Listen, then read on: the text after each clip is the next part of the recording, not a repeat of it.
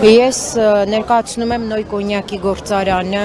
Իսպիրյանգայանը, հաստիքով օպերատոր բրակովщик եմ։ Մենք այսօր վերաբացեն մեր աշխատատեղերը, մարդիկ կարողանան աշխատեն եւ կազմակերպեն իրենց առօրյա բնականոն հունը։ Ինչ եք պահանջում կառավարությունից։ Մենք խնդրում ենք, պահանջում ենք, քանի որ արդեն ինչպես բոլորս հասկացանք, գործարանը անցել է պետության հովանու ներքո, այլևս պետությունն է հովանավորում գործարանին, ուրեմն մեր խնդրանքը կառավարությանն է, ինչպես նաև հանձինս պարոն վարչապետին, որպեսզի թույլ տա օր առաջ դադարեցնենք այս գործազրկությունը եւ մարդիկ վերաբացվի եւ մարդիկ կարողանան արդեն նորմալ անցնեն իրենց աշխատանքային բնականոն հունին, որովհետեւ այլ կերպ սա չգիտեմ, դիտվում է արդեն որպես մարդկանց եւ հոգեբանական եւ ֆինանսական տեռոր։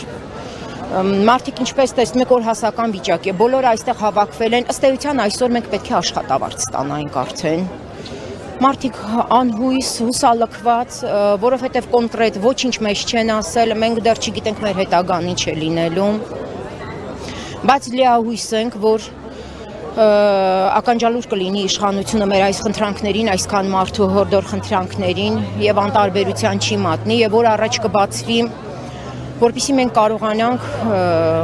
կազմակերպել գնալ աշխատանքի։ Միշտ էլ գիտեք, այլ ընտրանքային ճանապարհներ լինում են, կարելի է գոնե այնպես կազմակերպվել, որ գրեթե արդեն 1 ամիս է մենք չենք աշխատում, եւ սա լուրջ խնդիր է յուրաքանչյուր անհատի եւ իր ընտանիքի համար։ Մենք խնդրում ենք, որպեսզի վերանայեն եւ օր առաջ յուրաքանչյուր չաշխատած օրը դա լուրջ խնդիր է մեզանից յուրաքանչյուրի համար եւ իր հետագա անելիքները մենք չգիտենք դեռ ինչ պետք է լինի։ Դրա համար մենք այսօր այստեղ խաղաղ, ինչպես միշտ այս 1 ամիսը դուք նկատեցիք, ոչ մի մուլտիգրուպի աշխատակից անշնորհքություն իրեն թույլ չտվեց, բոլորս խաղաղ ճանապարհով խնդրում ենք, որ մեր մեսիջը, մեր խոսքը հասնի կառավարությանը եւ հնարավորություն տան մեզ վերաբացել եւ նորից անցնել յուրաքանչյուրս մեր աշխատանքին։ Մեր հիմնական այսօրվա խնդրանք պահանջը դա է։ Տեսնենք մեզ ինչ կպատասխանեն, լիահույս սպասում ենք, հուսանք, որ լավ պետք է լինի, որովհետեւ իսկապես ժողովուրդը շատ ծանր վիճակում է գտնվում։ Սա կարելի ասել, այո, օրհասական վիճակ է մեզ բոլորիս համար։ Եթե չլիներ այդ պահը, այդ արձագանքը, ժողովուրդը այստեղ հավաքված չէր լինի։ Հուսանք, որ լավ պիտի լինի։ Ներկայացուցիչներն արդեն բարձրացել կառավարության ներկայացուցիչների հետ հանդիպման, ասեք ինչ ակնկալիքներ ունեք հանդիպման։ Մեր ակնկալիքները այսօրվա անկեղծ ասած բավականին մեծ է, մենք լիահույս ենք, որ իշխանությունը ականջալուր կլինի մեր խնդրանքներին եւ մենք հասկանում ենք, որ որոշակի գործընթաց է տեղի ունենում, մենք դա գիտակցում ենք եւ այդ ամենը կարելի է այո անել, մենք երբևէ չենք խոչընդոտել, չենք էլ պատրաստվում դա որևէ ինչ-որ ավելնորդ բան անել, հուսանք, որ այդ պրոցեսները գործողությունների հետ համընթաց որոշում կկայացնեն, որպեսզի վերաբացվի գործարանը եւ ժողովուրդը կարողանա անցնել իր բնականոն աշխատանքին։ Մենք ամեն դեպքում լիահույս ենք, որ այսօր մեզ կոնկրետ որևէ մի պատասխան կտան։ Հուսանք, որ լավ կլինի։ Դե մենք մշտապես պիտի խնդրանք դիմումներով նորից ներկայանանք, խնդրենք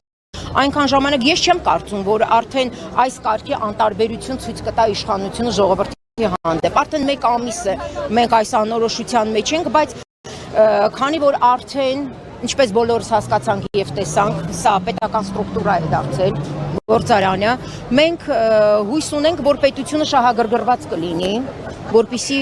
վերաբացվի եւ Հայաստանի Հանրապետության քաղաքացիները չգտնվեն այսպիսի ճգնաժամի մեջ։ Գիտեք, ես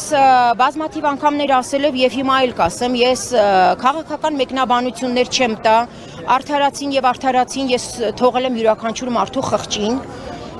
հետագան ընթացքը ցույց կտա ամեն ինչ իրավիճակներ ինչպես կդասավորվեն։